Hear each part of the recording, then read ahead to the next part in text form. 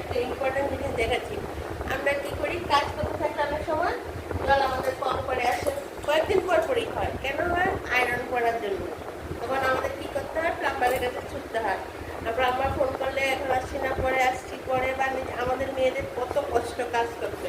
তখন আমরা করবো, এটাকে এভাবে খুলে নেবো, এভাবে এই যে কলের মুখটাকে।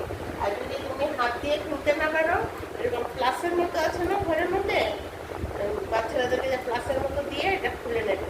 খুলে নিয়ে আমি এখন পরিষ্কার করে ফেলেছি, তারপর তোমাদেরকে দেখাচ্ছি। ভেতরে দেখো, যে ভেতরে ভেতরে একটা ইয়ের মতো আছে, ফুল একটা,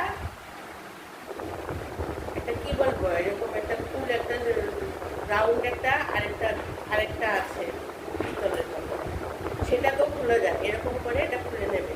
খুলে নিয়ে মগের মধ্যে একটু অ্যাসিড নেবে, সাবধানে অ্যাসিডটার মধ্যে।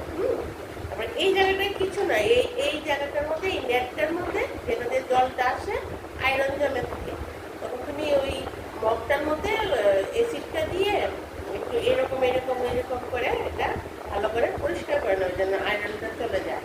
ঠিক আছে, যেন এই জায়গাটা পরিষ্কার হয়ে যায় আয়রনটা। আর ভেতরের এই জায়গাটাও খুলে সাবধানে লাগিয়ে দেবে। এই জায়গাটাকেও এরকম করে টান দিয়ে, যাদের একটু নোংর আছে এরকম ভাবে টান দিলে এটা খুলে আসবে। এটা রাবারের মতো আছে, এই রাবারটা খুলে নিয়ে তারপরে এসিডটার মধ্যে দিয়ে মগের মধ্যে একটু এসিডটা দেবে, দিয়ে এটা দিয়ে দেবে, দিলে এটা পরিষ্কার হয়ে যাবে আপনার দিয়ে।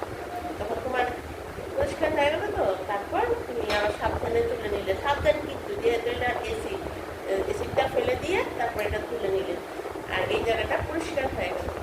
তারপর তুমি এটাকে সাবধানে এটা লাগিয়ে নিলে,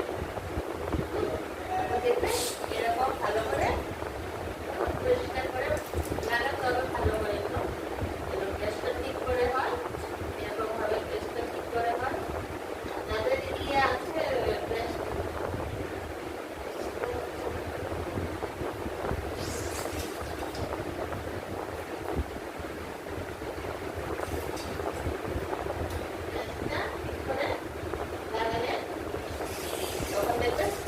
জলটা একদম স্পিডে ফুটানোলে জলটা পড়ছে, স্পিডে ফুটানো পড়ছে। মুখ কথা হলো, তোমার মগের মধ্যে একটু অ্যাসিড দিয়ে পুরো প্লাম্বার রাখতে হবে না, সবগুলো তোমার বাথরুমের থেকে শুরু করে যত